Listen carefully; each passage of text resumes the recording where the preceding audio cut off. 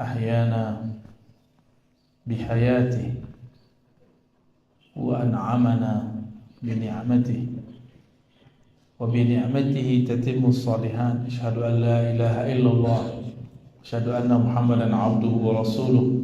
اللهم صل وسلم وبارك على سيدنا Muhammad.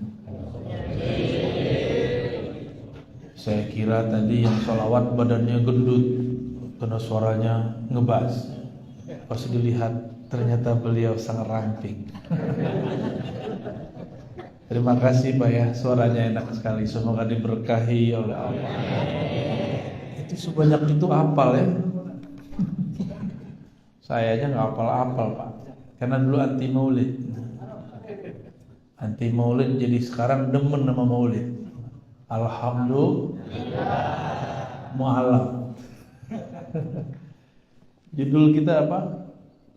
Eskatologi. Apa itu artinya? Tahu. Manusia. Nah, manusia tahu ya? Eskatologi biasanya diartikan ilmu. Logi itu logos, ilmu.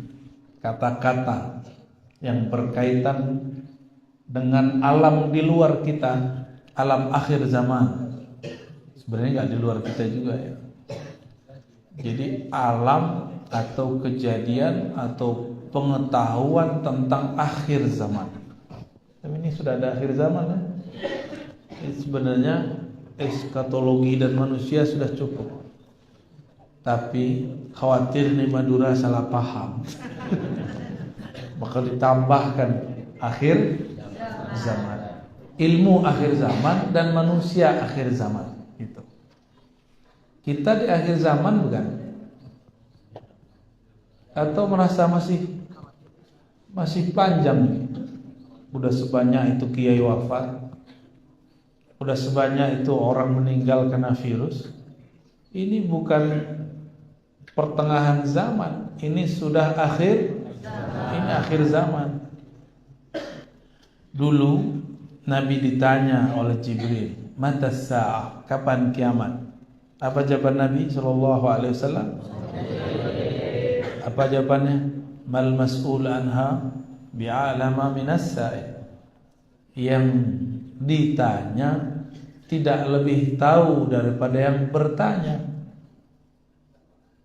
Lalu Sayyidina Jibril bertanya, dia ikan nyamar.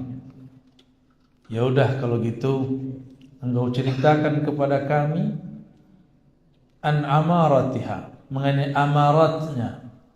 Amarat inilah yang kemudian menjadi ilmu eskatologi. Apa arti amarat? Tanda-tanda, gejala-gejala, ciri-ciri akhir zaman itu apa? Nabi dalam perjalanan ruhaninya melihat di akhir zaman. Jadi Nabi itu diperjalankan ke masa lalu, maka beliau melihat asal usul kita semua. Kadang-kadang beliau diperjalankan ke masa akhir, maka beliau melihat apa yang terjadi di akhir zaman. Nabi melihat ada orang pakai kendaraan kok cepet bener. Tapi di hadis nggak mungkin Nabi bilang di akhir zaman kalau motor bahasa Maduranya apa? Honda. Jadi Yamaha pun Honda. Suzuki juga Honda. Nah, mau beli Honda. Oh gitu. Kalau mobil, Masya Allah. Berarti motor orang sini mahal-mahal ya. Alhamdulillah. Nabi melihat orang Madura dulu itu ya, naik Honda, kok cepat sekali. Dibilang kuda, kok kakinya bulat-bulat, lingkaran. Nabi tidak mungkin ngomong ke sahabat, nanti ada Honda dipakai orang Madura, nggak mungkin. Apa bahasa Rasulullah SAW? Di akhir zaman ada kuda sangat cepat sekali. Benar kan? Lebih cepat dari kuda nggak? Kalah kuda. Dan nggak usah dikasih rumput, cukup dikasih bensin. Lebih murah biayanya daripada kuda. Kuda itu susah ngurusnya. Kalau nggak ngerti-ngerti amat, mati dia. Di akhir zaman Nabi cerita, nanti akan banyak perempuan mengendarai kuda, kendaraan. Sekarang udah banyak belum perempuan naik motor? Bukan berarti haram, tapi Nabi lihat banyak. Ini boleh, tapi banyak terjadi. Nabi mengatakan, ini yang saya takut. Walaupun hadis ini tidak sampai derajat sahih, tapi ini benar. Di akhir zaman, suara-suara fusaq, orang-orang fasik, alat fil masajid, meninggi di masjid-masjid. Kejadian sekarang, ya, makanya saya ceramah suaranya agak lembut-lembut, biar nggak jadi orang fasik. Bukan itu intinya. Fasik di situ al-khuruj minat ta'ah. Orang yang sebenarnya bukan orang taat, tapi suaranya lebih kencang daripada orang-orang yang soleh. Dan itu banyak hari ini. Jadi Nabi melihat akhir zaman, lalu beliau bahasakan dengan bahasa abad pertama Hijriah. Sekarang kita sudah masuk ke 1443, berarti abad 15. Udah tua ini, ya. Umat Nasrani udah berapa ribu tahun ini? Sayyidina Isa lahir tahun pertama Masehi. Sekarang udah 2000 berapa? 2022 ya? Saya rasa kok 2021. Udah 2021. Yahudi sebelumnya lagi. Ini menunjukkan bahwa setiap umat mempunyai masa dan kadar masing-masing. Dan hampir setiap umat itu jaraknya cuma 1500 sampai 2000. Umat kita belum tahu karena hadisnya dhaif. Umur umatku 1500 tahun, tapi hadisnya dhaif. Namun Imam Suyuti membenarkan ini berdasarkan ilmu huruf hisab jumal. Itu pakai surat Al-Qamar. Iqtarabatis sa'ah wa insyaqqat al-qamar. Itu dihitung pakai ilmu huruf, jumlahnya 1500 tahun. Telah dekat kiamat dan terbelah bulan. Dihitung 1500 tahun. Kalau iya begitu, ini kalau iya ya, kita kan belum bilang iya. Kalau 1443 itu hitungan hijrah sampai sekarang.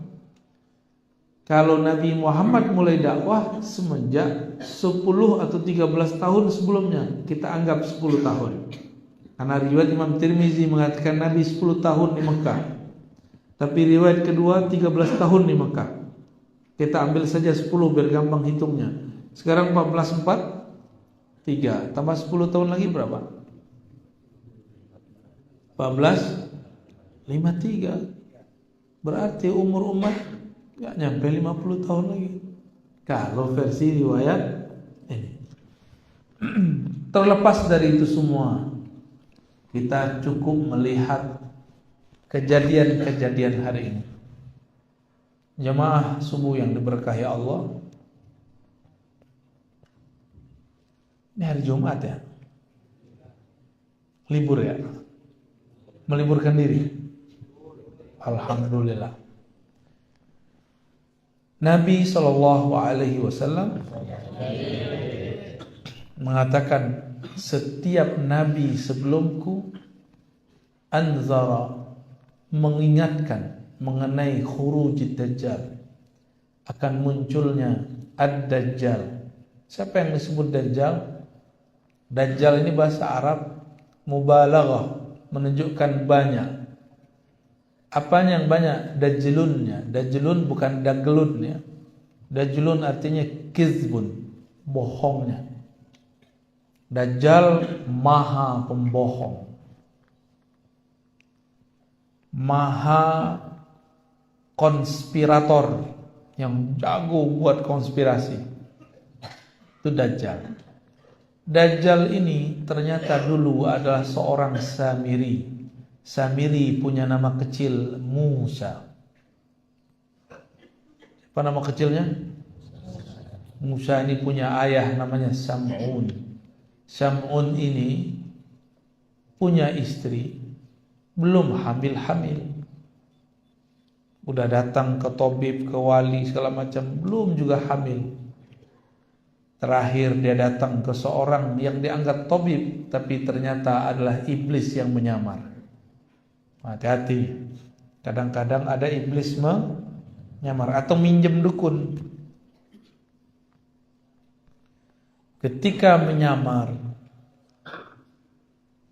Sam'un dan istrinya mengatakan, "Wahai tuan tabib, mohon bimbing kami, ajarkan kami, obati kami.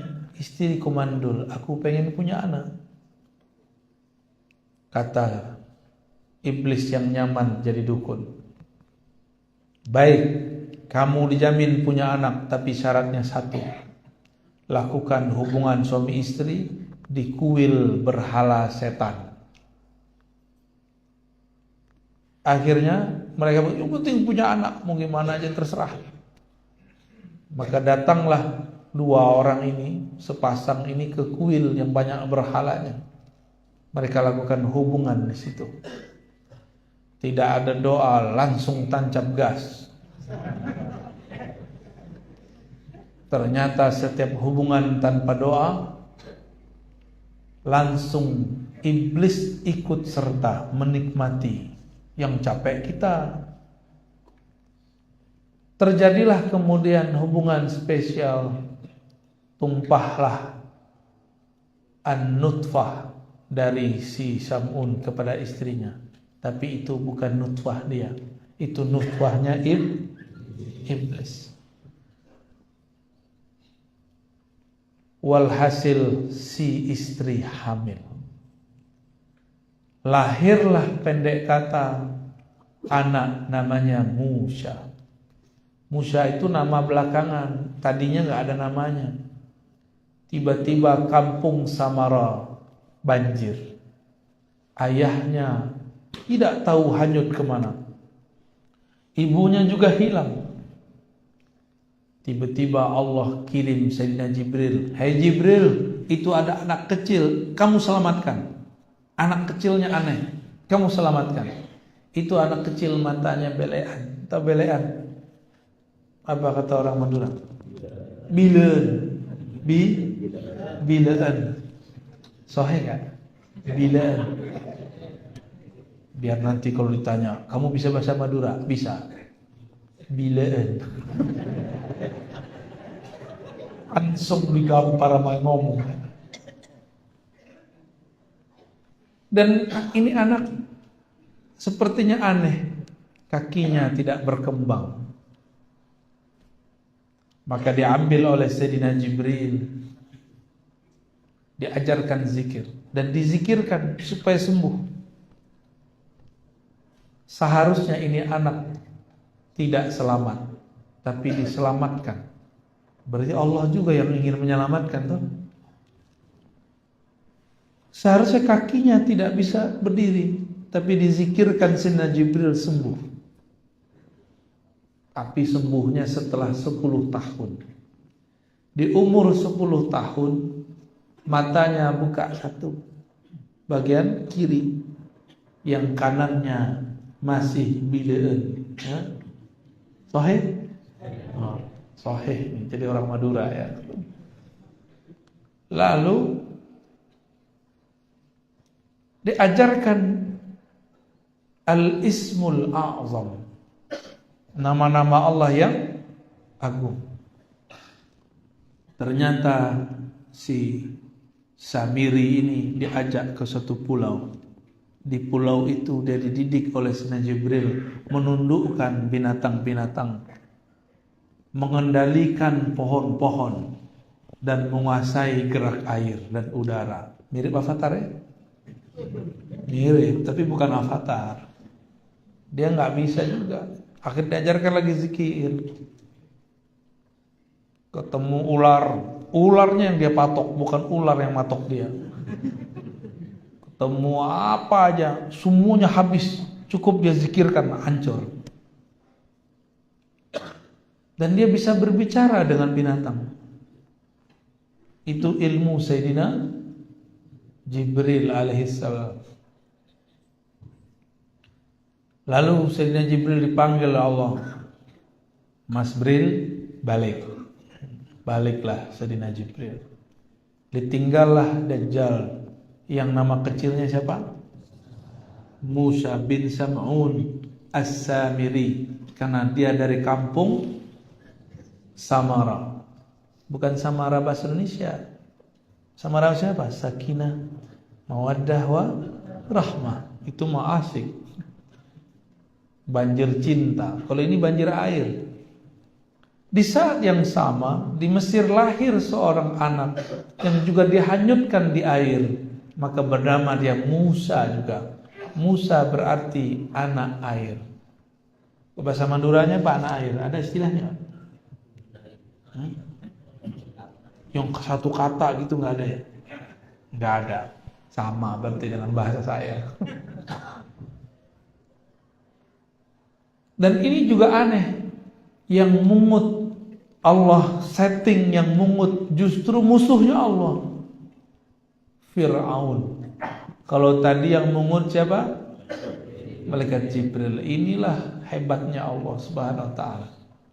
Tidak mesti orang yang dididik orang hebat jadi hebat. Tidak mesti orang yang bersama orang soleh jadi soleh. Tidak mesti orang yang hidup di tengah istana diasuh oleh raja durjana kemudian menjadi durjana, menjadi fasik, belum tentu. Inilah Sayyidina Musa. Musa bin Imran. Kalau tadi Musa bin Sam'un. Ini hidupnya hampir bersamaan. Hidupnya hampir bersamaan. Setelah besar Nabi Musa, remaja, diajak gelut sama orang Mesir. Orang Mesir tinggi-tinggi. Nabi Musa enggak terlalu tinggi, tapi lumayan. Tapi tangannya sangat kuat. Diajak gelut, enggak perlu pakai mantra inna batsya rabbika lasyadid. Ayat itu belum turun. Tapi Nabi Musa, itu ayat sudah ada di badannya. Setelah menangkis ini dan itu dari musuhnya, dia pukul langsung kena ulu hati musuhnya, mati. Akhirnya Nabi Musa dikejar-kejar orang kampung Mesir. Larilah Nabi Musa. Dan larinya ini kemudian jadi pelajaran besar ketika ketemu Nabi Khidir nanti. Berarti ini orang juga sangat kuat. Ada yang bisa begitu Pak, satu kali tonjok mati. Wah, jangan-jangan Nabi Musa hidup lagi ya. Musa palsu, Musa al-Manduri. Setelah itu Samiri dari pulau itu dia membajak kapal. Dari kapal terus dia bisa ke daratan. Di daratan dia bergabung dengan umat Nabi Musa. Menjadi pikut Nabi Musa. Sama-sama Musa tapi beda binnya. Ini bin Sam'un, ini bin Imran. Sebenarnya Samiri itu bukan bin Sam'un. Kalau Musa bin Sam'un, tapi Samiri bin Azazil. Jadi binnya ke siapa?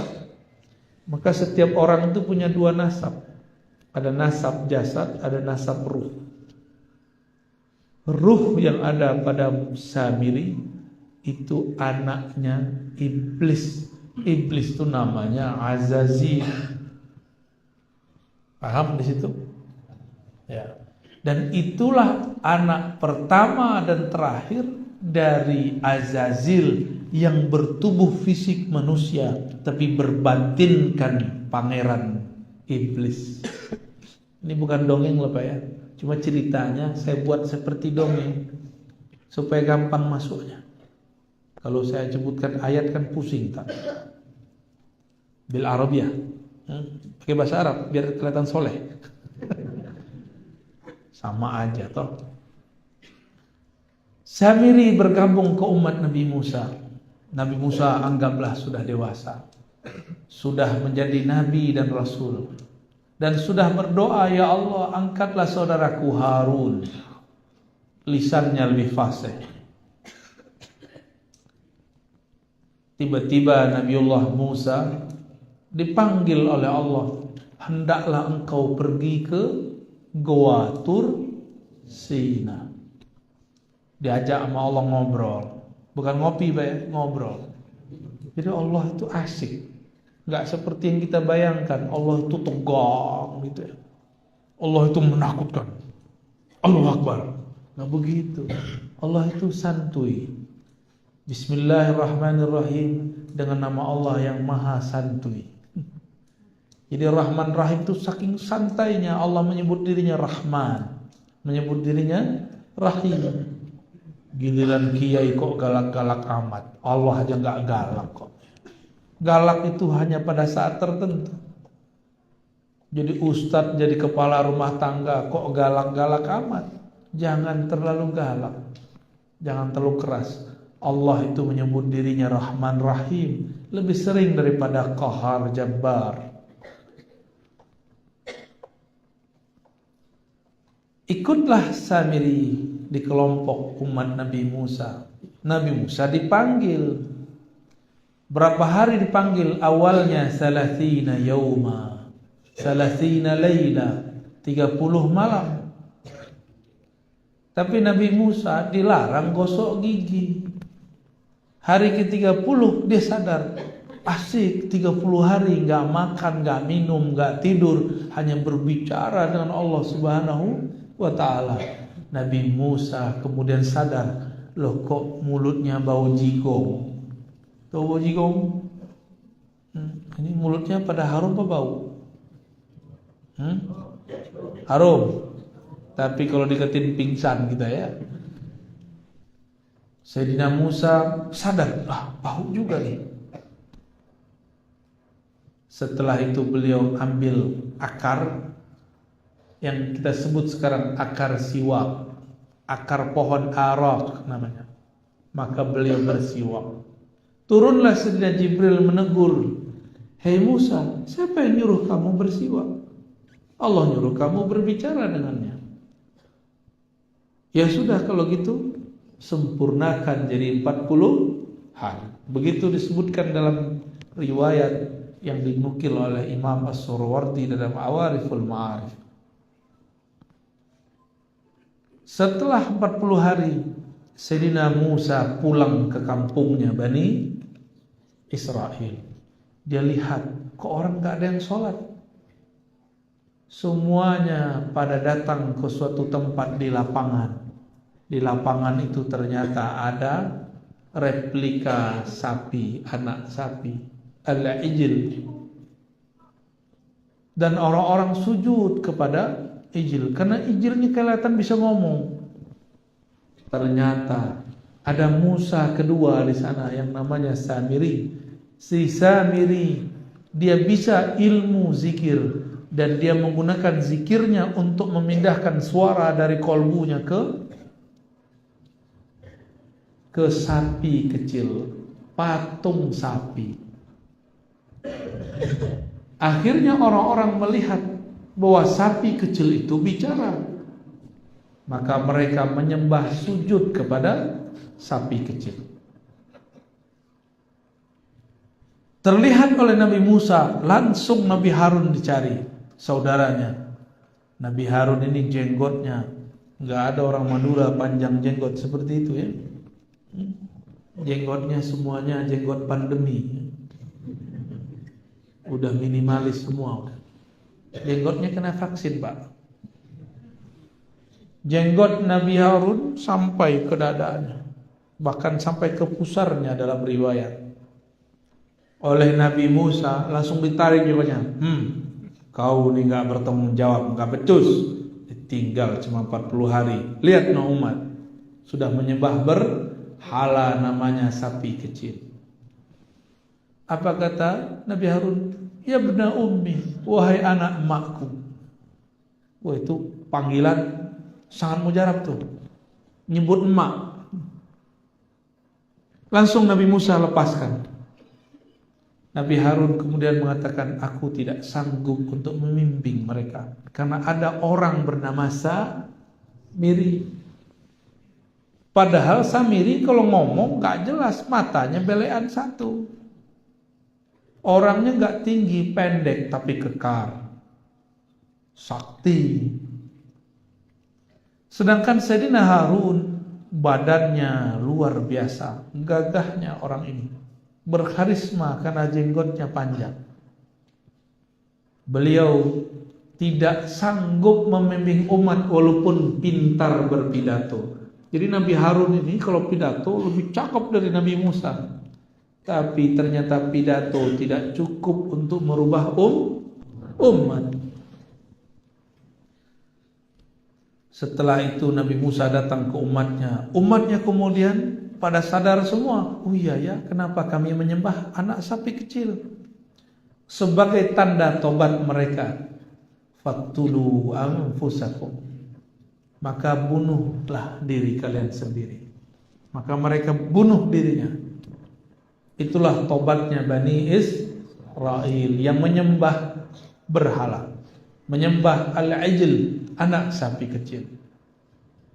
Habis itu Nabi Musa datang ke provokator. Siapa namanya? Samiri, Musa bin Sam'un as-Samiri. Nabi Harun jenggotnya ditarik. Yang syirik mereka disuruh bunuh diri. Tapi giliran Sam'un, Musa bin Sam'un, Nabi Musa cuma ngomong gini, ma khatbuka ya Samiri, apa yang kau katakan wahai Samiri? Kok jadi lembut? Kok enggak keras? Kok enggak jenggotnya ditarik? Kalau perlu kepalanya dipukul? Enggak. Ternyata Nabi Musa dapat wahyu. Itu bukan musuhmu hai Musa. Itu musuh umat Muhammad di akhir zaman. Nabi Musa aja gak dapat hak untuk mengalahkan Samiri. Bayangkan,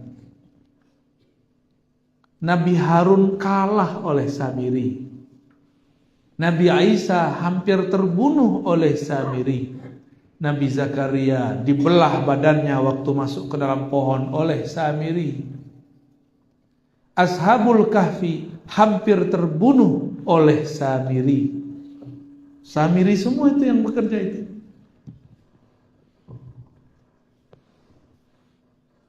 Wah, kenapa dia itu? Ada kecoa kali ya? Serius amat Pak. Ya, lagi membayangkan Samiri ya. Ada yang tidur nggak? Terkecaplok sama Samiri itu. Bangun, ini cerita penting, ini cerita sahih. Ini kisah sahih. Nabi Isa itu dikabarkan, hei Isa, di tanganmu lah nanti Samiri terbunuh. Samiri juga dapat kabar waktu dia masih kecil, Nabi Musa juga masih kecil, Jibril datang ke Samiri. Itu Jibril bawa dan ngasih kabar. Hei Samiri, nasibmu nanti berakhir di tangan Isa. Maka si Samiri ini, dia pergi setelah dibentak Nabi, bukan dibentak, disapa Nabi Musa, dia kemudian pergi. Tak tahu dia melalang buana kemana. Dia sedang mempersiapkan diri untuk membunuh sosok namanya Isa. Maka dia pelajari siapa saja yang membersamai Nabi Isa. Dapatlah kabar bahwa ada paman dari Maryam namanya Zakaria. Nanti itu udah meninggal Nabi Musa ya, udah masanya udah panjang. Orang inilah yang akan menjaga Sayyidatuna Maryam yang akan melahirkan Sayyidina Isa. Diburulah orang ini tapi bisa selamat. Akhirnya Sayyidina Zakaria dapat menjaga Sayyidatuna Maryam. Sayyidatuna Maryam pun kemudian disebutkan rahasianya. Kenapa dialah yang dapat izin membunuh Dajjal? Coba lihat tadi. Ayahnya Sam'un bersekutu dengan iblis Azazil. Sehingga lahirlah anak. Sebenarnya itu anak Azazil, anak iblis, tapi numpang lewat perut istrinya Sam'un. Dan gak mungkin lawannya kecuali yang setara. Maka Allah utuslah Jibril, bukan untuk menggoda Maryam, tapi untuk meniupkan kun dalam perut Maryam. Apa kata Maryam? Bagaimana mungkin aku hamil? Tidak ada laki-laki satupun yang menyentuhku. Bahkan beliau mengatakan, A'udzu birrahman, aku berlindung kepada Allah yang Rahman. In kunta taqiyya, wahai orang yang jika kamu benar-benar bertakwa. Ini orang mesti nyamar jadi cowok. Jadi cowok paling keren di dunia. Tapi Sayyidatuna Maryam enggak berpaling. Dia tetap dalam zikirnya. Ketika dikabarkan, inilah kehendak Allah kepadamu wahai Maryam, barulah kemudian dia terima. Maka di dalam perut Sayyidatuna Maryam muncullah janin Nabi Isa. Ada ayahnya? Gak ada. Maka wajar kalau ada kelompok yang mengatakan Isa ibnullah, karena gak ada bapaknya. Wajar, karena mereka mikirin kalau punya anak mesti ada bapaknya. Mereka lupa Nabi Adam gak punya ayah, gak punya ibu. Jadi itu, ya gak? Sayyidatuna Hawa punya ibu gak? Bapak doang. Mau Pak begitu? Tiba-tiba kita punya anak, gimana? Emaknya gak ada, dapat beban doang. Sedangkan Sayyidatuna Maryam ada ibunya Maryam, tapi tidak ada ayahnya. Lahirlah Sayyidina Isa.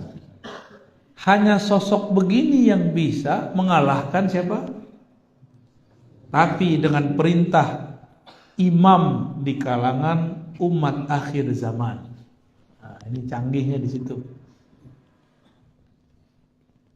Nabi Muhammad SAW diberikan kabar bahwa di saat sosok yang bernama Yesus atau Isa disalib, itu bukanlah Nabi Isa.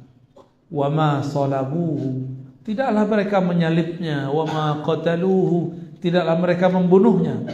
Tetapi syubbiha, tetapi diserupakan dengannya.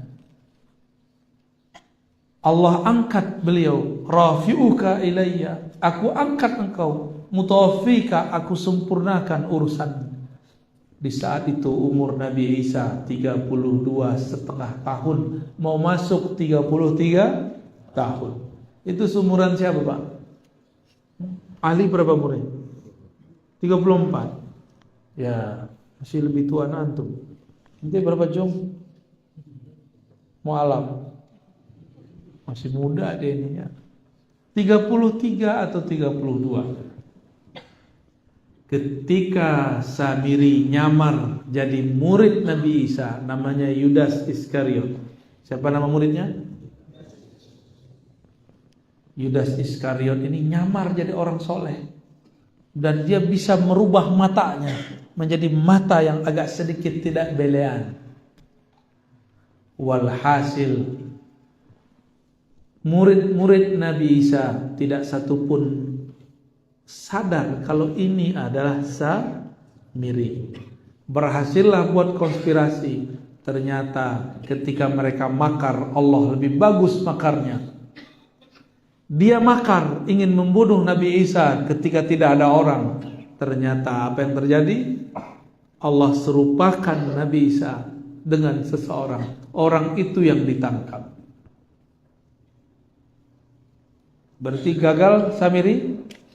Samiri dapat kabar yang bunuh dia Nabi Isa. Dia pengen merubah takdirnya. Aku akan rubah takdirku. Akulah yang membunuh Isa. Gaya amat mau lawan takdir ya. Jadi yang suka-suka melawan takdir itu temannya Samiri. Yang gak terima musim pandemi itu kawannya Samiri. Yang gak terima kalau Indonesia kalah 4-0 itu belum teman Samiri. Cuma salah agak ke kiri-kirian. Jangan serius amat Pak ya. Sedih juga ya 4-0 ya.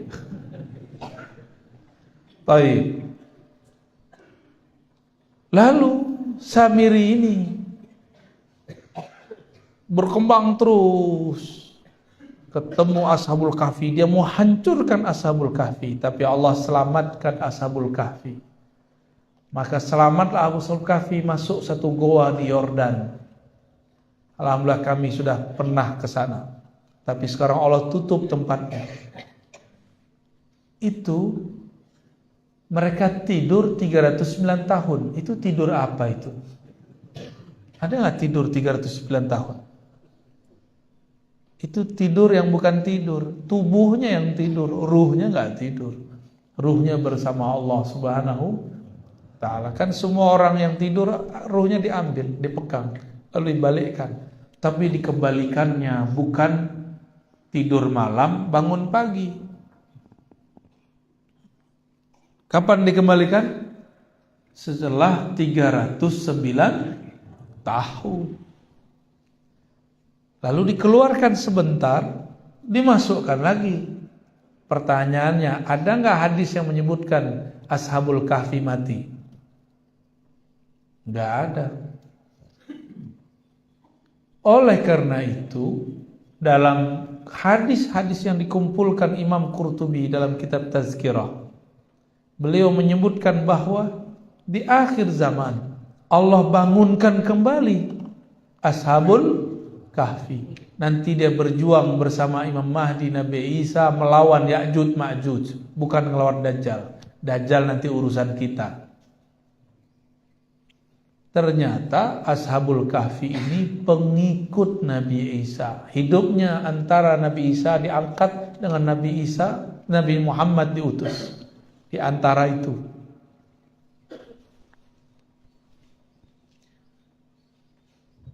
Jadi serius begini ya. Emang ceritanya serius ya? Asik. Emang dari dulu kita suka diceritain ya. Kita lanjut ceritanya. Kata orang sebelah, Ar-Razi sedang mendongeng. Dongeng yang soheh gak apa-apa ya. Lahirlah Sayyidina Muhammad SAW. Jangankan iblis di bumi, bahkan pintu langit pun ditutup dari mereka. Dulu planet-planet itu adalah tempat nongkrongnya iblis dan jin. Itu jin nongkrong di sono. Canggih ya tempat nongkrongnya. Cafe Pluto, kan seru itu. Resto Venus, kayaknya seru ya. Dan yang bisa terbang ke sana itu adalah keturunan-keturunan Azazil atau Banul Jan yang dulu punya zikir-zikir hebat. Dimasaknya, maka sayapnya tumbuh banyak. Dan dia bisa terbang kemana-mana. Cepatnya bukan main. Ketika Sayyiduna Muhammad SAW lahir, apa kata busnya jin? Jadi itu kayak bus, kayak pembawa berita, kayak satelitnya jin. Kata mereka, wahai para dukun, semenjak lahir sosok yang ada di Mekah itu, langit kita sudah ditutup, sudah diboikot. kami tidak boleh lagi nongkrong di kafe Pluto. Kami enggak, ya di lockdown ya. Itu langit sudah di lockdown. Padahal nggak ada pandemi. Jadi pandemi awal sudah terjadi di kalangan jin. Jin tiba-tiba menjadi buta, nggak bisa lagi cerita besok terjadi apa. Jadi ngapain jin itu di sana? Itu kalau malaikat ngomong di atas, itu bisa kedengeran. Mereka telinganya dideket-deketin. Oh besok kejadian begini, dia turun. Pas turun, dia kabarkan aulia usyayatin, wali-wali setan, dukun-dukun, bukan dukun beranak, dukun-dukun syirik. Kalau dukun beranak itu yang dulu bapak lahir sama dukun beranak kan? Iya. Kalau ini sama dukun Eropa ini. Ya, dokter bidan ya, itu dukun Eropa itu. Sama-sama dukun kan? Kalau ini dukun sakti yang bisa dia berkoneksi. Jadi batinnya bisa komunikasi sama jin. Dan bisa komunikasi sama jinnya. Kalau ada, jangan-jangan ya. Jangan-jangan pengikut si DJ ya. Tuan Dajjal. Bukan Tuan Takur, Pak. Itu orang Madura kalau nonton India, yang diingat cuma Tuan Takur.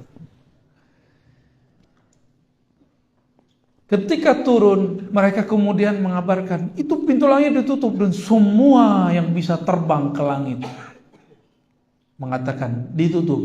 Ada satu yang gak percaya, masa sih? Saya mau coba tembus. Dia tembus, betul. Itu atmosfer lewat sama dia. Tapi apa yang terjadi? Baru saja keluar bumi, tiba-tiba malaikat tembak dia pakai ketapel. Cung. Dalilnya mana? Ada dalilnya, surah Al-Mulk.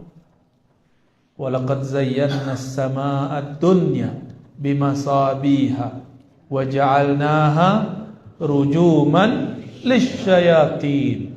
Saya ngarang atau dalilnya? Orang yang ngarang ini, bukan Ar-Razi yang ngarang.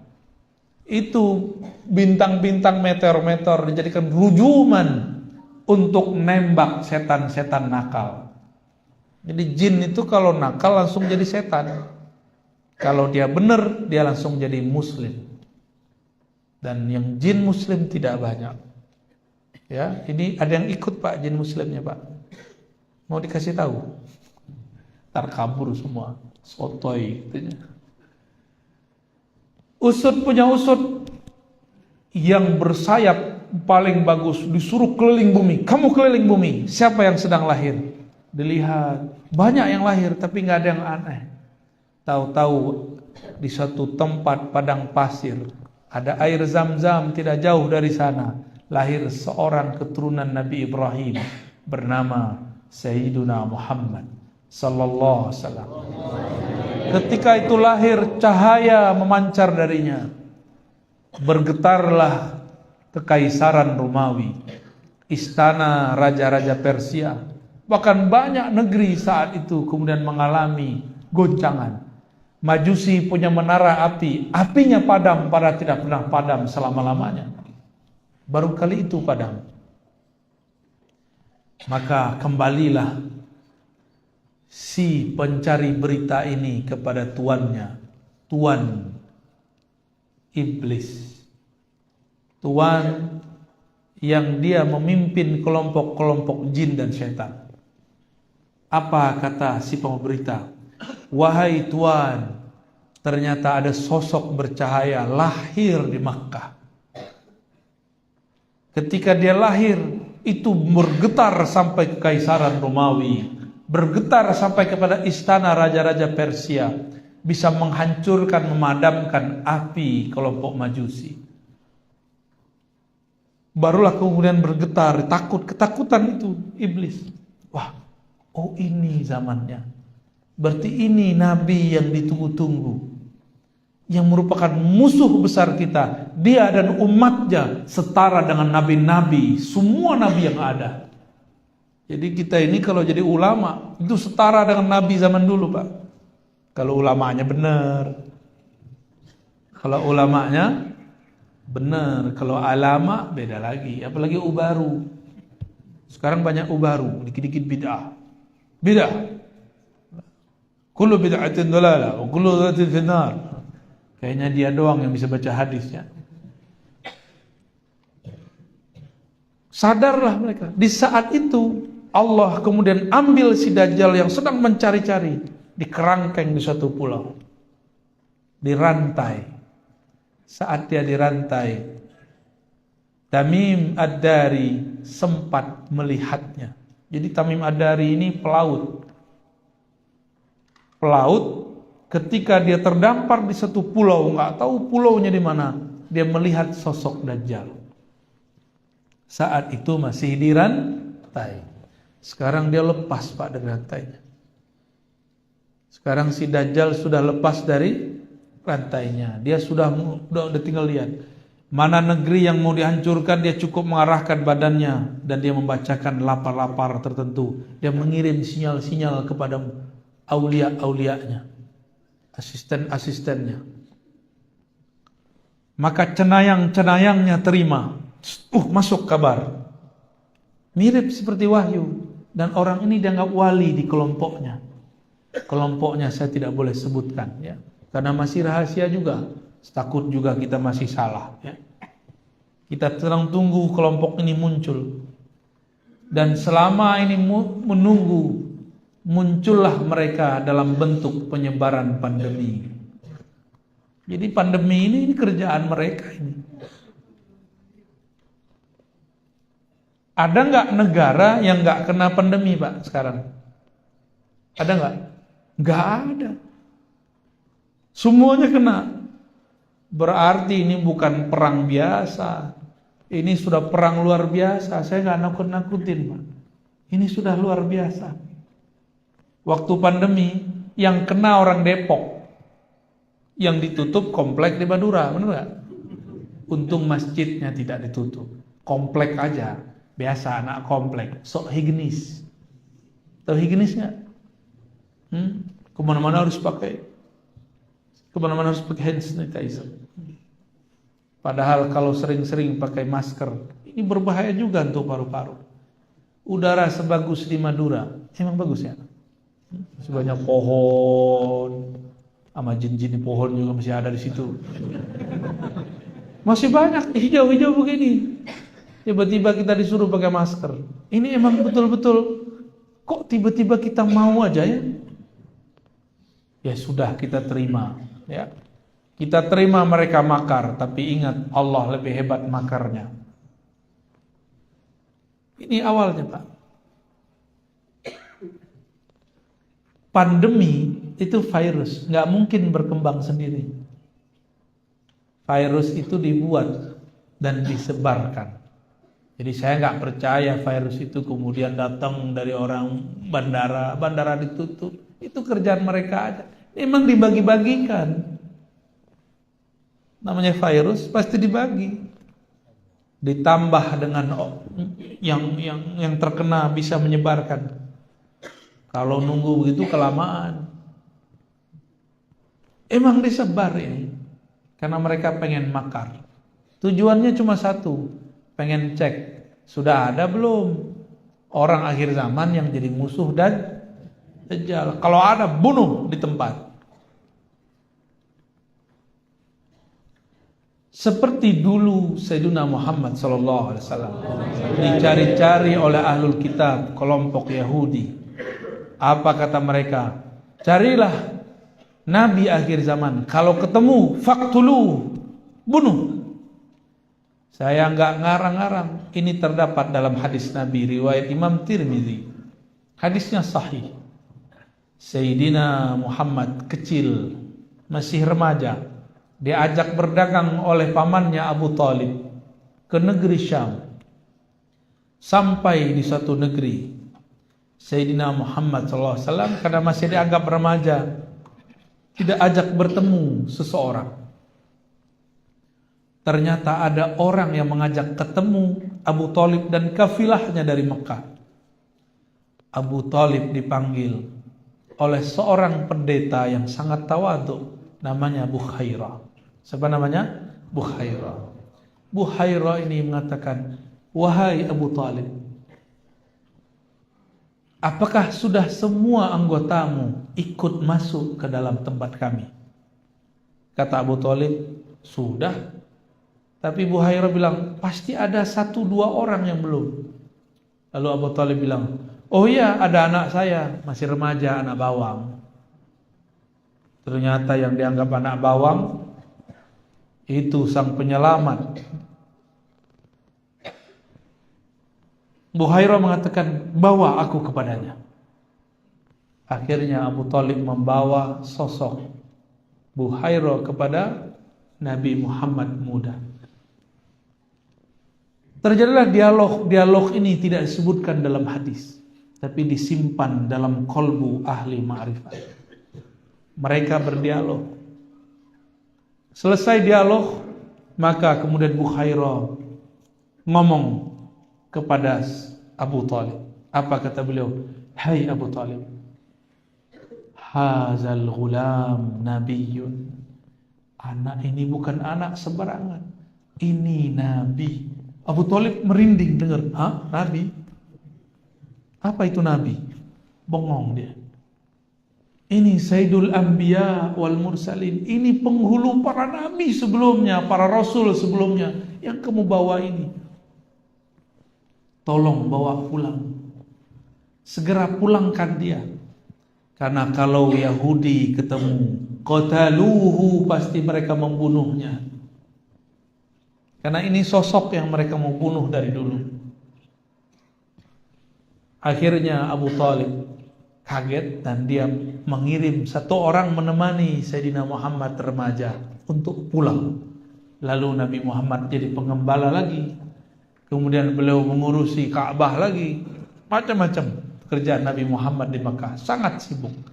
Karena anak dan cucu dari yang mengurusi Makkah.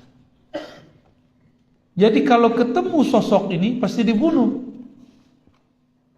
Nabi SAW mengatakan, nanti di akhir zaman akan ada keturunanku min ahli baiti, min waladi Fatimah, dari keturunan Sayyidah Fatimah. Ismuhu yuwati usmi, isimnya sesuai dengan isimku. Isim artinya tanda, tandanya sama dengan tandaku. Isim berarti ilmu, ilmunya tinggi seperti tingginya ilmuku. Itu yang disebut ismuhu yuwati usmi.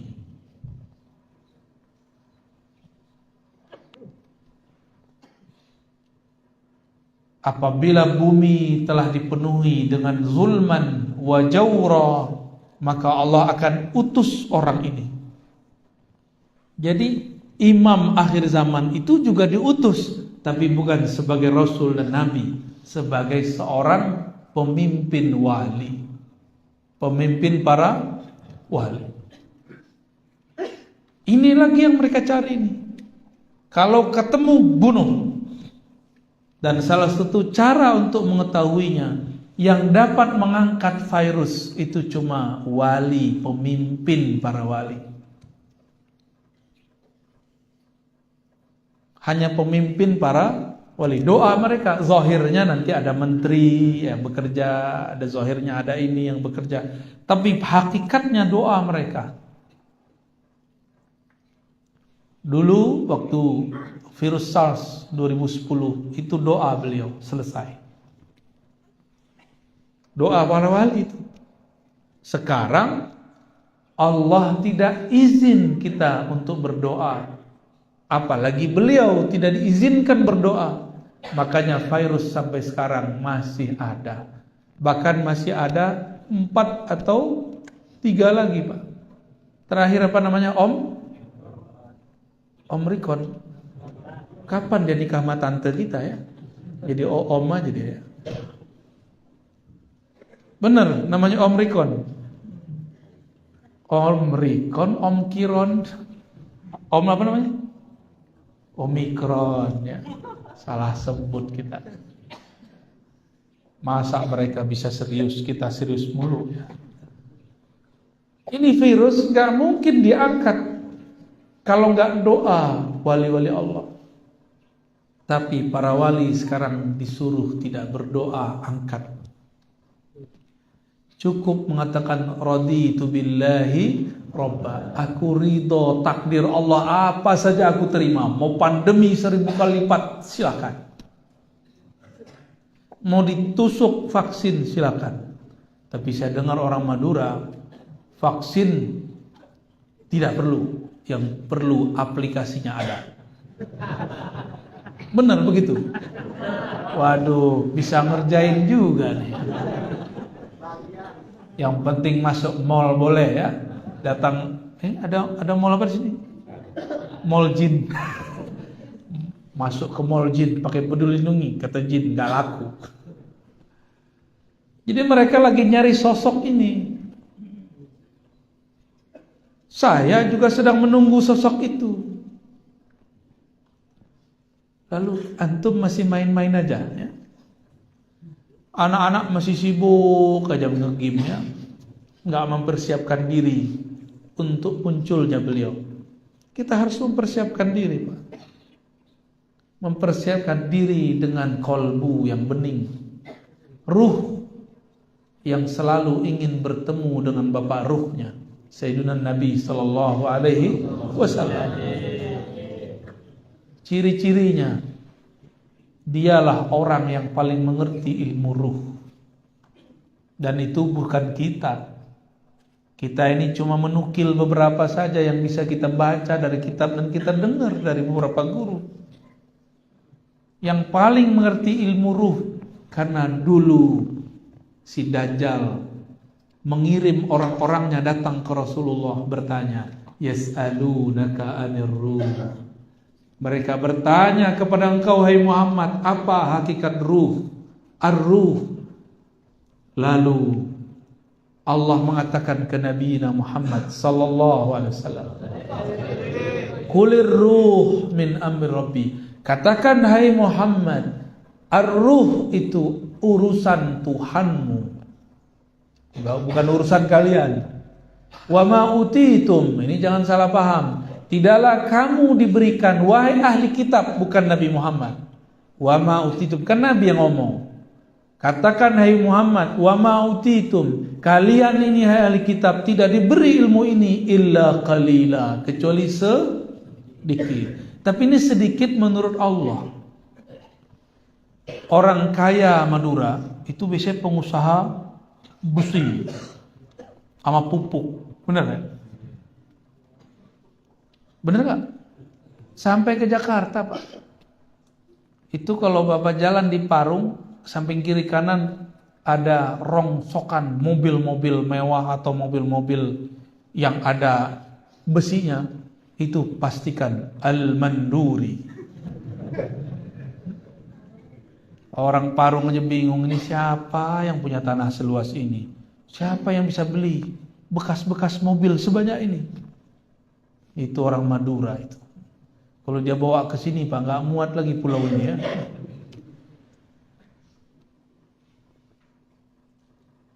Baik. Apa kata Nabi? Wa ma utitum minal ilmi illa qalila. Kamu tidak beri ilmu tentang ruh kecuali sedikit. Sedikitnya orang kaya 1 M. Sedikitnya orang lebih kaya lagi mungkin 1 triliun. Orang paling kaya di dunia 10 triliun itu batuk, Pak. Ngeluarin ingus keluar 10 triliun. Tapi sedikit anak kecil 500 ribu ya. Sedikitnya kita berapa? 1000. Nah, nanti cek aja pas Jumatan, masuk kotak berapa tuh? Itu yang paling sedikit itu. Ada yang keluarnya 5.000, wah berarti sedikit dia 5.000. Ada yang keluar 50.000, wah berarti sedikit dia 50.000. Ini yang mana nih? Yang sedikitnya 50.000 apa 5.000? 50.000 ya? Wah, keren berarti. Atau nggak keluar? Ini belum curhat, nggak keluar. Baik. Yang dicarinya siapa? Yang mengerti ilmu ruh. Maka sampai sekarang yang diuber-uber, yang dicari-cari mereka, yas'alunaka 'anir ruh, itu aja. Mereka lagi cari sosok yang mengerti ilmu tentang ar-ruh. Kalau ketemu diapain? Kalau nggak bisa diajak kerja sama, bunuh. Itu. Yang saya sampaikan sekarang mungkin di YouTube itu cuma yang tertulis di kitab aja. Itu belum banyak ilmu ruhnya. Belum seberapa. Jangan dikira itu keren, Pak, itu biasa sekali. Itu aqallul qalil. Lebih sedikit lagi daripada yang qalil-qalil itu. Mereka lagi buru orang ini. Kalau ketemu orang ini, dipastikan dialah ismuhu yuwati usmi. Namanya sesuai dengan namaku. Ciri-cirinya sama dengan ciri-ciriku. Dia lagi nyari itu. Mungkinkah Allah membiarkan orang yang memegang rahasianya ember? Tahu ember? Suka ngomong-ngomong, ngaku jadi Imam Mahdi di Facebook. Ada nggak? Ada banyak. Ngaku jadi Imam Mahdi di YouTube. Ya salah. YouTube itu punya mereka. Ngaku di situ habis ente. Maka orang-orang yang ngaku jadi Imam Mahdi di YouTube, di Facebook, belum mati-mati kan itu orang? Berarti bukan mereka. Karena kalau dia ngaku di YouTube, selesai dia. Jadi nanti kita akan dihadapi masa yang tidak lama lagi, sedikit lagi akan banyak orang ngaku dirinya Imam Mahdi. Saya harap di Madura tidak ada yang ngaku ya. Amin. Ada calon nggak di sini? Kawan kita bingung dengan ilmu akhir zaman. Dikumpulkanlah hadis-hadis dapat. Ketemu riwayat, jidatnya lebar, hidungnya mancung. Lama-lama dia ngaca, kayaknya aku ini. Yang begitu sudah ada yang datang ke saya, Pak. Saya tanya, belum dia ngomong, tahu-tahu hati saya ngomong sama hati dia. Dia ngomong begini di hatinya. Sayalah Mahdi yang engkau cari, wahai Ar-Razi. Dalam hati mau ketawa. Kita candain aja. Bro, ente ini serius amat. Baru jidat lebar, hidung mancung dengan aku Mahdi. Bukan itu ya Al-Mahdi. Dia kaget. Baru dia mau ngomong, saya udah kemudian ngomong. Itu nggak tahu juga tuh ya. Pakai telegram. Telepati namanya Pak. Kolbu bisa ngomong mengkolbu. Nggak selalu, sesekali aja. Kan gawat kalau tiap hari begitu. Gawat Pak kalau tiap hari bisa baca hati orang. Itu Allah kasih tahu aja tuh. Tuh kamu dengerin kolbunya. Kita candain. Masa Imam Mahdi kayak ente? Hidung kurang mancung ini. Jidatnya kelebaran. Namanya botak. Ada yang datang Pak ya. Dan itu bukan satu dua, banyak. Ada yang gamer. Dia kemudian berkhayal dalam gamenya. Akulah sang juru selamat. Akulah Ratu Adil. Akulah Al-Mahdi yang dicari Ar-Razi. Kirim email sama kita ya. Al-Mahdi main email-emailan. Canggih juga Al-Mahdi zaman now ya. Terakhir. Kalau ini pemegang rahasia ar-ruh, mungkinkah dia obral rahasia? Kalau ada orang jualan barang mewah, mungkinkah dia cerita di pinggir jalan? Mungkin nggak? Ya mungkin. Kalau ada orang jualan berlian mahal, mungkinkah dia buka di kaki lima? Mungkin nggak? Ya mungkin. Jika ada kekasih Allah yang Allah simpan rahasia di kolbunya, mungkinkah dia cerita di mimbar? Mungkinkah dia cerita di mimbar YouTube? Mungkinkah dia ngaku-ngaku jadi wali kutub? Kecuali kepada ahlinya yang ada sekarang menjadi wali YouTube. Di depan saya banyak sekali wali YouTube ya. Bapak ibu yang bukan Allah, ibunya nggak ada ya. Eskatologi dan manusia akhir zaman.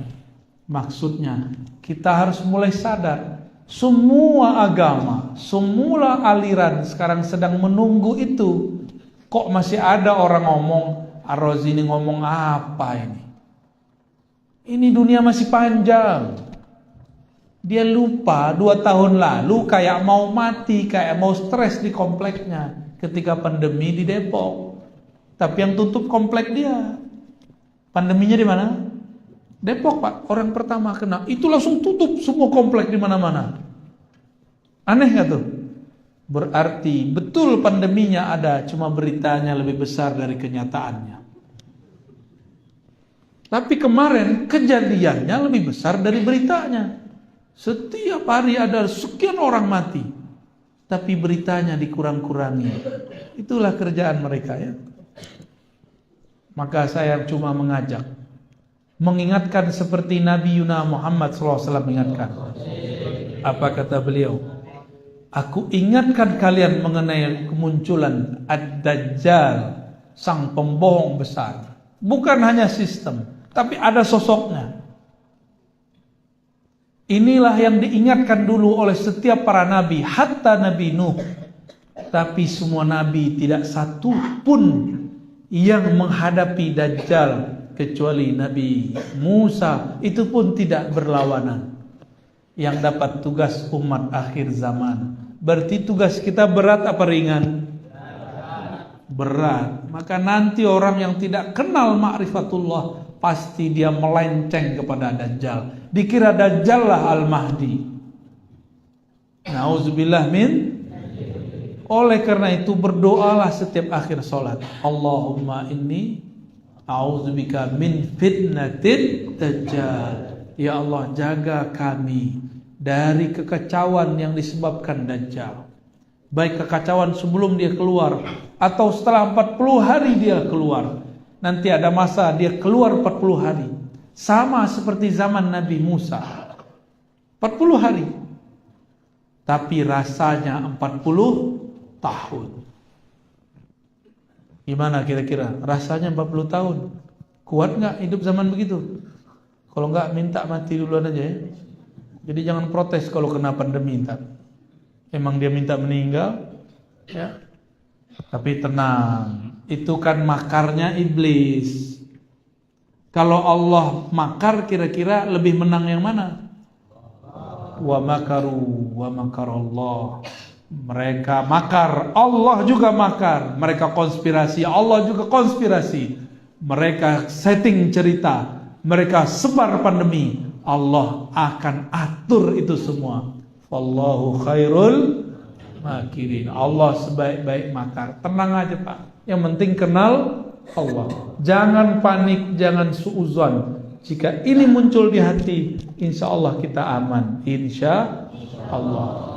Jangan jauh-jauh dari ulama wali Allah. Karena ada ulama yang bukan wali Allah. Disebut oleh Imam Ghazali, imam ulama su. Ulama yang buruk. Ulama su, ulama akhirat ini bukan karena perbedaan politik, tapi perbedaan niat di hati. Hati dia kemana? Ya, saya berdoa semoga saya dan kita semua selamat di akhir zaman. Amin ya rabbal alamin. Al-Fatihah. Iya.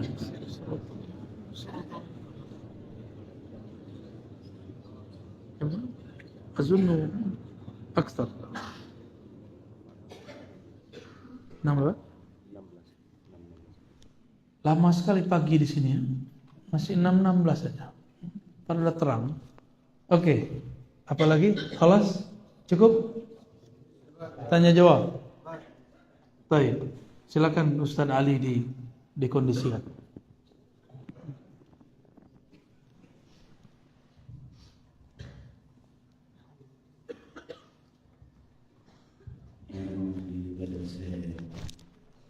Masalah pertanyaan ebatasi perluan lagi yang berdirikan itu dan kanto ibadah.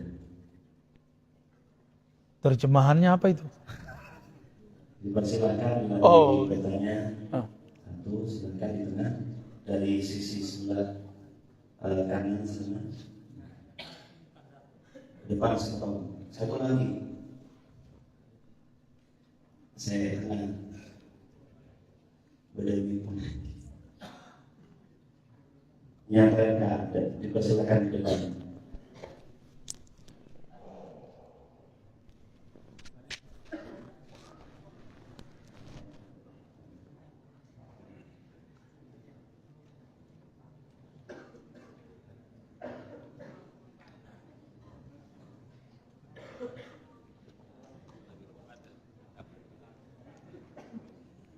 Bismillahirrahmanirrahim. Assalamualaikum warahmatullahi wabarakatuh. Saya Abdul Wahid Hasan. Pendek pertanyaan saya pertama, bagaimana kita bisa bertemu dengan orang-orang yang ditinggalkan oleh yang beliau tadi, orang-orang yang mengerti arwah. Terus yang kedua, yang masyhur itu kami pernah dengar adalah al-waqtul a'zam, al-waqtul hadha zaman. Tapi walaupun itu masyhur, ada orang-orang yang mungkin punya koneksi dengan orang-orang ini, dan mungkin sebagian dari kami bisa disambungkan dengan orang itu yang kedua. Terus yang sebenarnya Satu aja. pertanyaan Cukup. ingin dekat dengan aku, ya jadi saya tanyakan. Modus Torikot modusia. Oke, cukup. Cukup pertanyaan. Oke. Itu pula. Jawabannya di luar pertanyaan.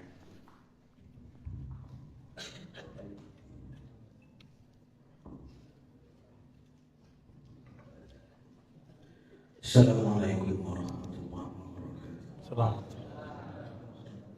Ustaz tadi sudah menjelaskan banyak orang mengaku-ngaku saya Imam Mahdi.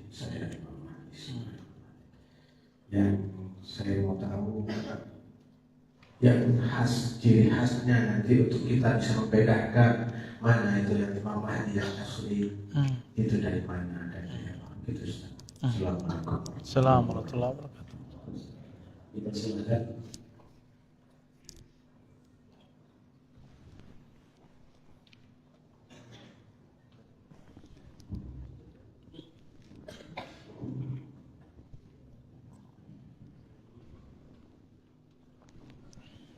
Assalamualaikum warahmatullahi wabarakatuh. Assalamualaikum. Izin bertanya. Pertanyaan saya mengenai tentang eskat atau ilmu akhir zaman.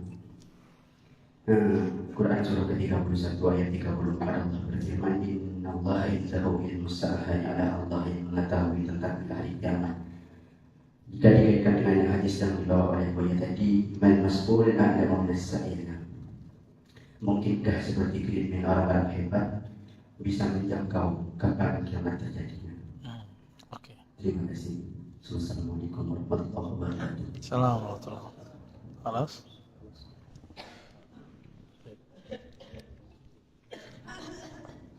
Al-awwal,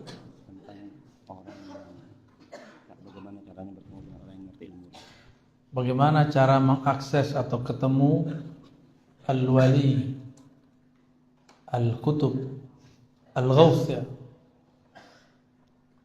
Caranya harus mengerti ciri-cirinya, lalu terhubung dengan orang-orangnya.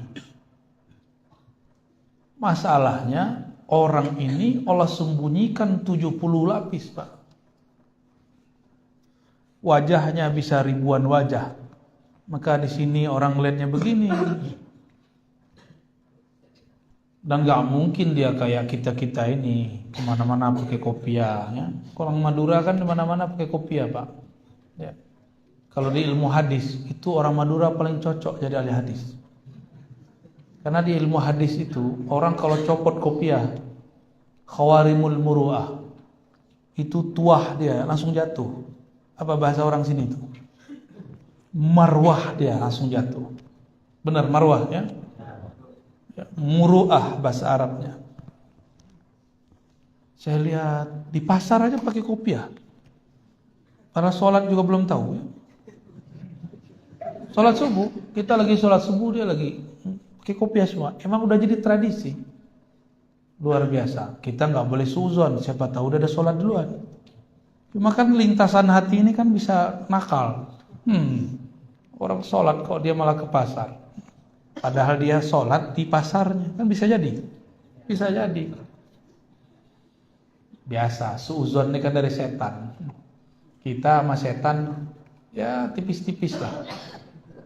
Bisa ke setan, bisa ke malaikat. Dua-duanya dekat ke sini. Malaikat dan setan itu sama-sama tidak masuk ke kolbu, tapi sama-sama dapat izin membisikkan sesuatu ke dalam kolbu. Malaikat aja nggak tahu Pak, wali al-ghaus itu siapa, kecuali Sayyidina Jibril, Sayyidina Mikail, Nabi Khidir, nggak ada yang tahu. Jadi malaikat aja nggak ngerti kalau ini adalah wali al-ghaus, karena penampilannya nggak kayak orang Madura, kayak kopiah, nggak pakai serban.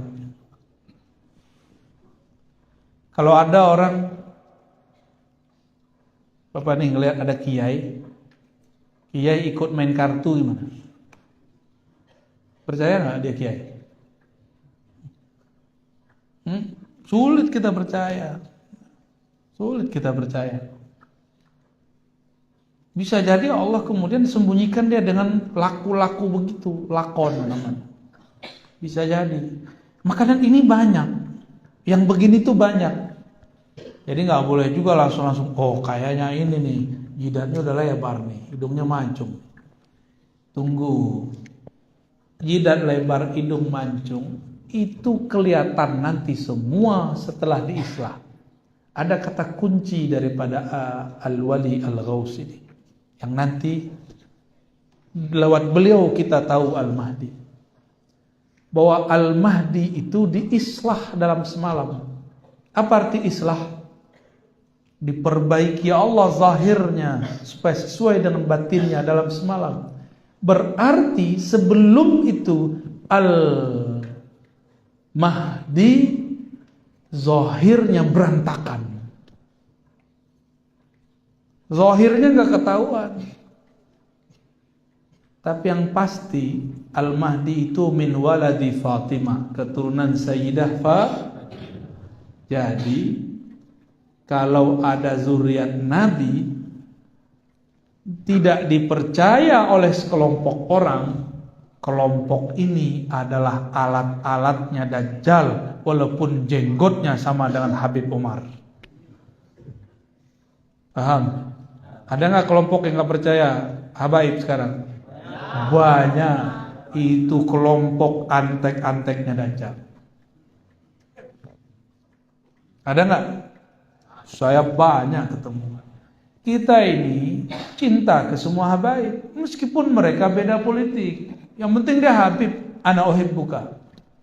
Masalah kita ikut pemikirannya itu lain cerita. Habib kalau nggak ngaji ya jahil juga.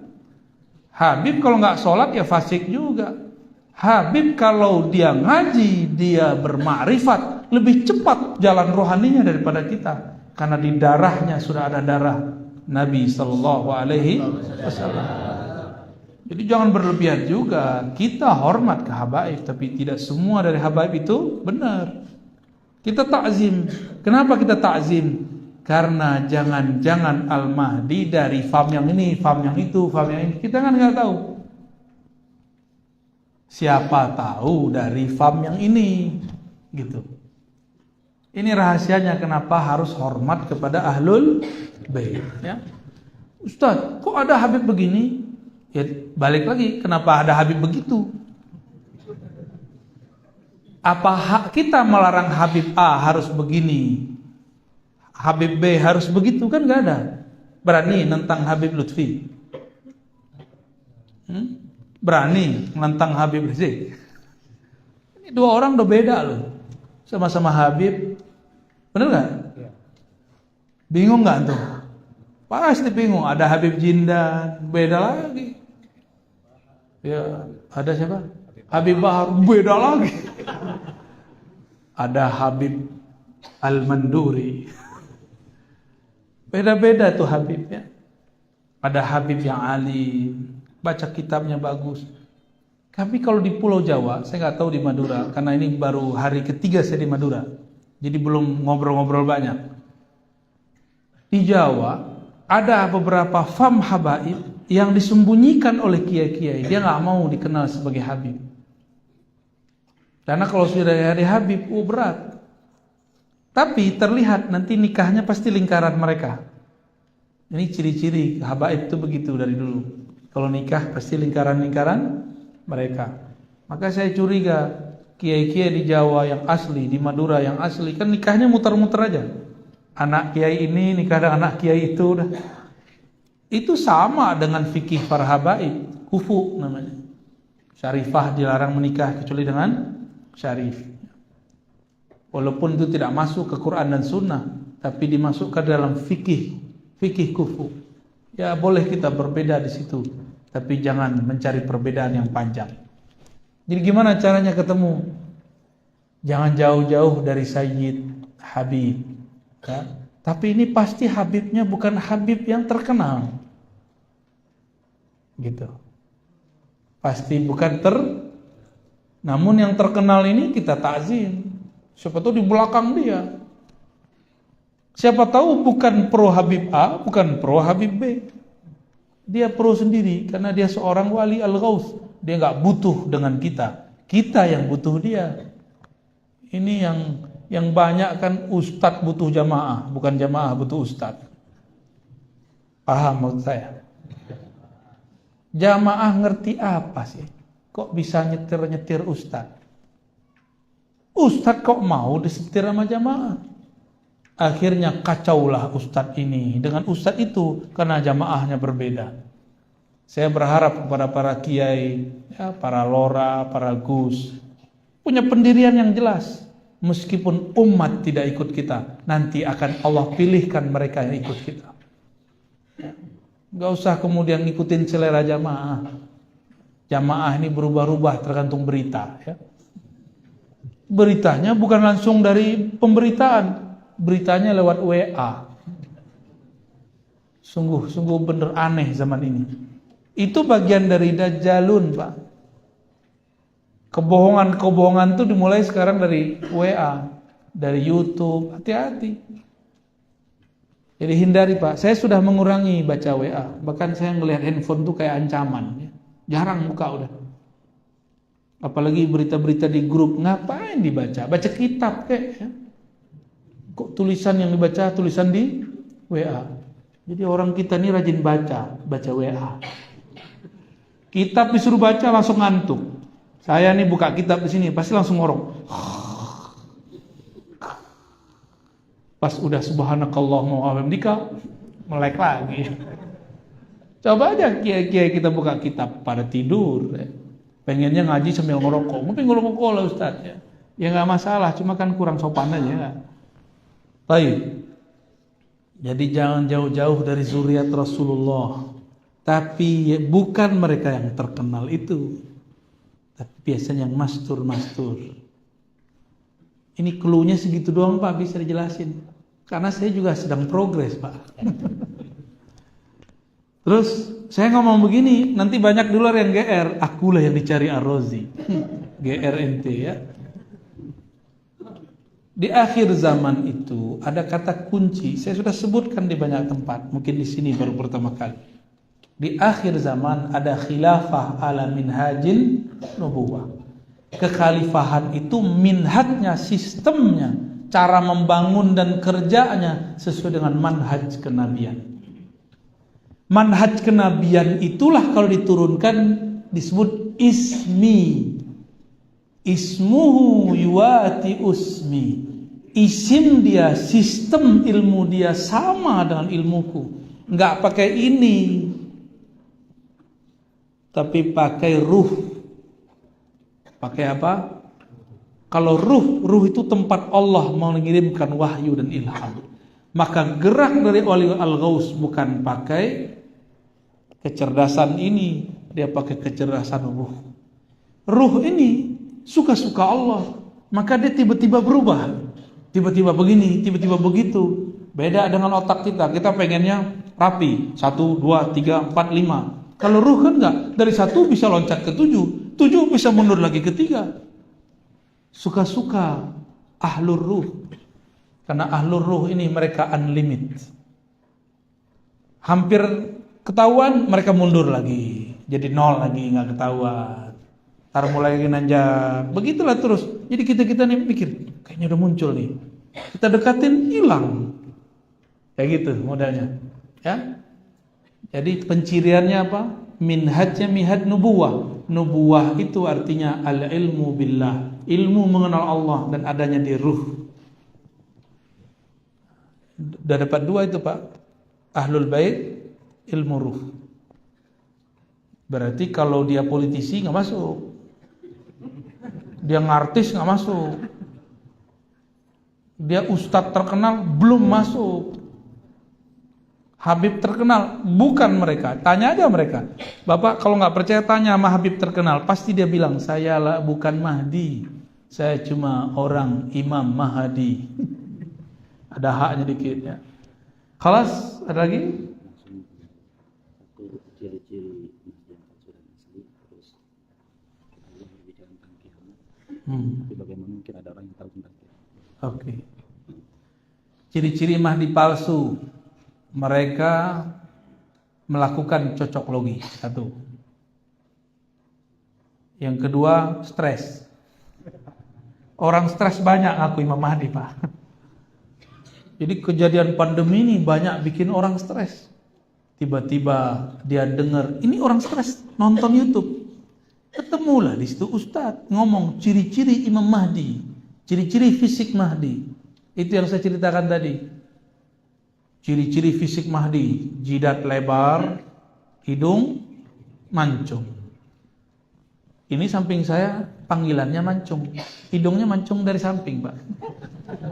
Dari depan kalah, Pak. Mancungan Bapak ya. Kalau begitu sudah banyak Imam Mahdi dari dulu. Bapak ini Imam Mahdi juga kayaknya. Hidungnya mancung, jidatnya lebar sebelah ya. Ada lagi yang mengartikan namanya sama dengan namaku, nama ayahnya sama dengan ayahku. Tuh, gagal paham. Isim bahasa Arab bukan nama KTP. Karena dulu tidak ada KTP di zaman Rasulullah. Maka isim ini kembali ke kitab Imam Al-Bajuri, Lisanul Arab, kitab-kitab syarah-syarah. Apa kata Imam Bajuri tentang isim? Al-ismu huwal alamu wal wasamu wal ulu. Isim itu maknanya tanda-tanda dan ketinggian derajat atau ilmu. Maka tanda Al-Mahdi persis seperti tanda Nabi. Nabi waktu kecil dibelah nggak dadanya? Dibelah. Nanti Al-Mahdi begitu. Nabi waktu beliau hendak berdakwah secara terbuka ke Madinah 3 tahun sebelumnya beliau diislah. 3 tahun Pak sebelumnya meninggal Abu Talib, meninggal Khadijah, lalu Allah angkat Sayyidina Nabi SAW ke arasnya. Nanti sama, sebelum ketemu Dajjal, Al-Mahdi sekitar 3 tahun. Ini bukan cocok logi, emang pas. Kan ngikutin isim. 3 tahun sebelum itu, beliau diangkat oleh Allah, diislah. Diganti fisiknya. Fisiknya dibenerin lagi. Sakit-sakitan jadi gak sakit. Rasulullah mi'raj pakai ruh dan jasad, benar. Ism derajatnya sama dengan derajat Nabi, kurang dikit. Karena dia bukan Nabi, cuma wali, berarti di bawah Nabi. Maka ruh dan jasadnya juga diangkat. Jadi islahnya wali bernama Al-Mahdi itu mi'raj. Islahnya Nabi Isa ketika meminta bertemu Allah pingsan. Itu islah Nabi Isa. Islahnya Nabi Yunus ketika dilempar masuk ikan dan dia zikir 40 hari, la ilaha illa anta subhanaka inni kuntu minadh dhalimin. Islahnya Nabi Adam ketika turun di muka bumi dan dia sujud 40 hari, yang dibaca cuma satu, Rabbana zalamna anfusana wa illam taghfir lana wa tarhamna lanakunanna minal khasirin. Islahnya Nabi Muhammad naik ke aras, Allah turunkan surat Al-Fatihah, maka turun menjadi rukun salat. Islahnya Al-Mahdi, wallahu a'lam, kita belum dikabarkan. Saya cuma berdoa semoga kita termasuk barisan mereka. Amin ya rabbal alamin. Ciri-ciri palsu berarti bercocok logi. Mending cocok tanam. Ini cocok tanam ada 2. Ada di ladang, ada di rumah. Fa'tu harthakum annasyitum. Ini cocok logi. Itu yang palsu, Pak. Orang stres ngaku-ngaku cuma karena urusan fisik. Lalu ilmunya tebak-tebak logi. Ilmu baru tuh. Tebak-tebak. Tahu tebak-tebak? Tebak-tebak logi. nanti akan ada masa pengikut Al-Mahdi ragu tentang kemahdian imamnya. Persis seperti kejadian Nabi Muhammad ketika sampai di Hudaybiyah, 15 kilo lagi masuk ke Mekah, tiba-tiba di-cut oleh orang-orang kafir Quraisy dan Nabi ngalah, mundur. Dan Umar mewakili suara orang yang ragu. Apa kata Umar? Ar-rasulun anta, ente betul rasulnya. Ahakun dinuna, agama kita benar gak? Karena Umar berpikir, jika benar ini agama, pasti kita menang. Jadi rumus Sayyidina Umar, benar menang. Ini rumus siapa? Tapi ternyata kalau nubuwah gak begitu. Itu pemikiran Sayyidina Umar sebelum beliau tobat. Setelah tobat beliau gak ngomong gitu lagi. Kalau nubuwah suka-suka Allah. Benar bisa menang, bisa tidak. Yang penting ujungnya sukses. Tapi di perjalanannya bisa jadi kalah dulu. Nanti ada masa Pak, itu terjadi. Imam Mahdi sudah diislah, sudah diperbaiki oleh Allah, sudah nyata bahwa dia Imam Mahdi. Terus tiba-tiba dia ngalah. Imam Mahdi ngalah kan lucu. Imam Mahdi kan saktinya sama dengan Nabi Muhammad. Nabi Muhammad ngalah dari kafir Quraisy. Ini kan lucu. Jumlah yang datang lebih banyak daripada yang menghadang. Umat Islam waktu tahun ke-6 Hijriah lebih banyak daripada yang menghadang. Tapi Nabi mundur. Kenapa Nabi mundur? Karena yang menghadang omnya, ponakannya, saudaranya. Ya. Kalau itu dibunuh semua, janda semua tante-tantenya. Ini ilmu Nabi Khidir. Tapi Nabi Khidir sama Nabi Muhammad tinggian mana? Nabi Muhammad. Ternyata Nabi Khidir ketika Nabi Muhammad muncul, Nabi ngomong, anta minal abdal. Kamu baru abdal, akulah pimpinannya. Makanya Ibnu Hajar Asqalani mengatakan Khidir itu kalau benar hidup zaman Nabi, maka dia sahabat Rasulullah SAW. Karena Nabi Muhammad penutup para nabi, statusnya sekarang bukan lagi nabi, statusnya wali, gurunya para wali, master of awliya, kiainya para wali. Kalau kita kan udah bangga kiainya santri. Bahkan beberapa belagu amat, saya kiainya para kiai. Dulu Nabi Khidir kiainya para wali. Malu Pak kita kalau cerita begini. Karena kita ini sudah terlalu banyak berbicara yang di luar batas keilmuan kita, ya. Sudah nangkap? Terakhir sudah dapat belum? Halas ya. Sudah dapat semua. Sudah terang, pastinya sudah lapar. Setelah ini silakan sarapan sendiri-sendiri ya. Saya mohon izin, setelah ini kami masih ada acara lagi. InsyaAllah Jumatan di Masjid Jami. Gimana?